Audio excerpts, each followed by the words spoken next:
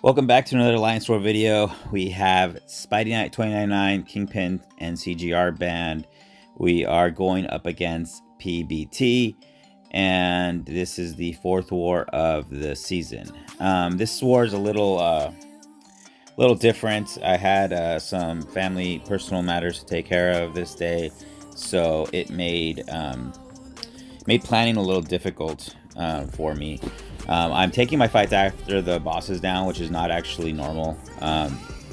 If truth be told, I would have actually had more fights had I been available to freely move throughout the day, but I couldn't. Here I'm using Hood versus Hulkling. It's a very straightforward fight. I actually ran 3 points in MD for this fight, and I usually run 2. I was like, you know what, I'll save myself 150% Mystic boost, which I never use anyway, so it doesn't matter, but I'll throw in 3 points, and you see that it actually pushes me red. But ultimately, it's just a straightforward Hood fight. Just going to hit him, build my hexes, and then detonate, or just kill him with my SP2. But usually, back to planning, usually when I plan with another officer in my battle group, and we go through it, and we kind of, list out counters and then assign people to it. What I like to do after the plan is kind of set, like there's a draft, is kind of look to see if there's some, oh, this person can take it or that person can take it. Really kind of finalize where we want people and what to do. He was super busy with work on Thursday, and I had family issues, so all I could do essentially was plan, and for like an hour or two maybe respond to line. But I didn't have a whole lot of time to plan. So as soon as I came up with an initial plan, that was basically it. And I couldn't really, I like to DM some people and go over fight strategy. Couldn't really do that.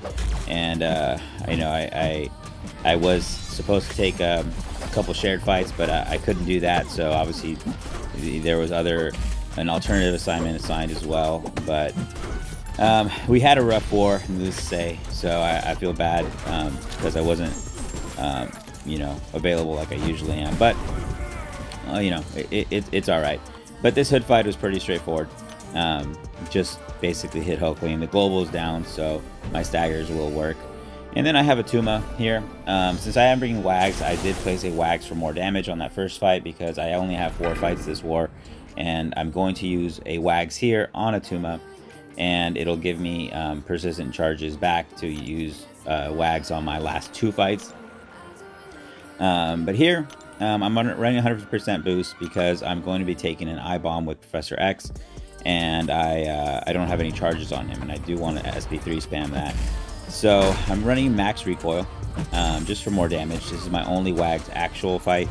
So I'm going to parry heavy. Right there, I think I should have pushed him to an SP1 instead of parry heavied and baited it. That way I could have timed my second Fury a little bit better. And he's not throwing this special one, and I'm like, great. I literally was driving all night through a snowstorm, and I got like 3 hours of sleep when I woke up to take this. So I was like, I don't really know his SP2 all that great.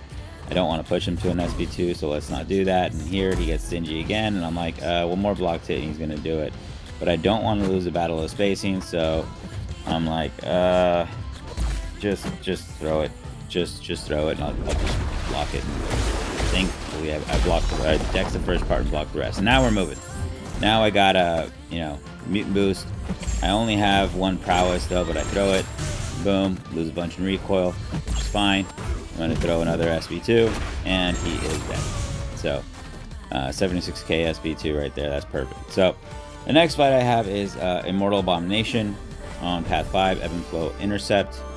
I'm going to be taking this with Professor X, like I said. I will be using a White Magneto pre-fight. The only reason that actually helps is, it's got a Sadist on it, so the stun debuff gives him technically more attack while it's up. But really, I get a longer stun to ramp up my mind control charges, and that's ultimately what I care about. I'm running a Power Start 1 boost here because I want to get to my special 3, because if I take a bunch of blocked hits via the SP1 or something like that, I am going to get a bunch of poisons on me, right? So my heavy does not make contact, so I won't get a poison off of heavy attacking him at all.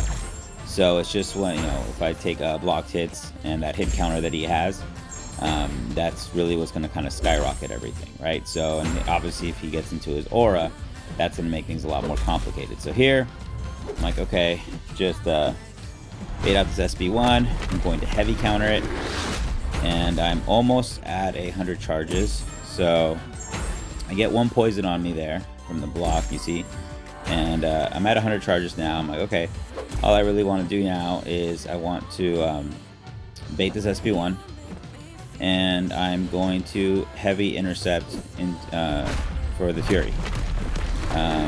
He's just too close to a bar of power to where I would have to bait another special one and then get him down to backdraft intercept.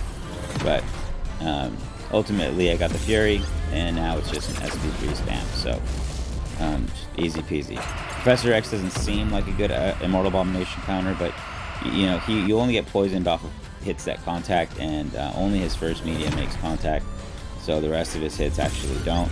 Obviously there's other mechanics with Immortal Abomination that will poison you, so I have gotten unlucky once, and I basically got like 4 or 5 poisons that drained like half my health, but I was already gonna SB, throw my special rotation, and the fight was over anyways. But this goes down, and the next fight we have is Killmonger, and Killmonger is on Ebb and Flow intercept with Mighty Charge. I'm looking to use my Power Start 1 boost ideally here. If it expired, it expired. I don't really need it, but I do have to place a Wags and back out. So here you see me place it, and I'm going to back out, go back in, and I'm going to then heal Professor X, and then I'm going to check my boost, and check my boost right there. I have about 30 seconds. I know it does run out.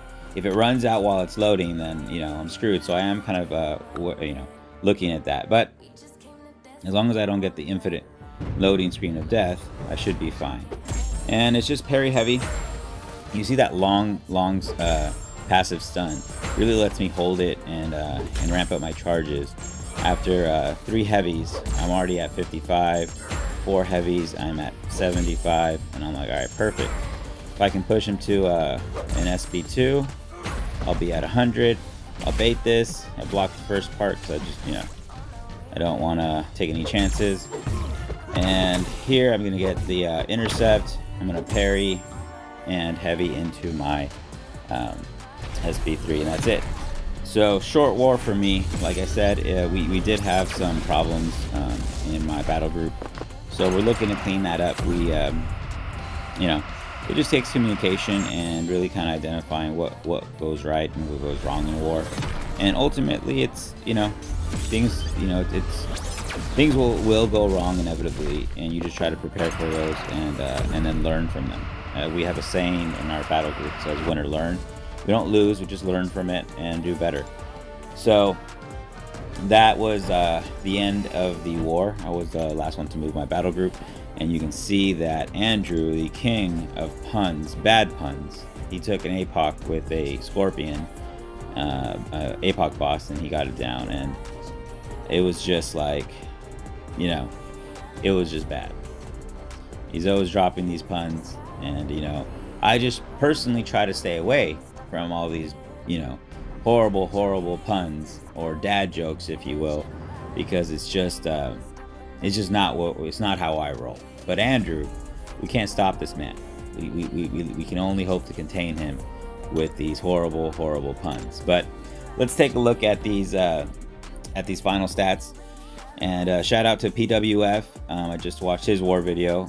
Awesome war with Omega and had a boss kill. Shout out to Trevor and Andrew for our MVPs, and GG's to BVT. See you guys in the next one.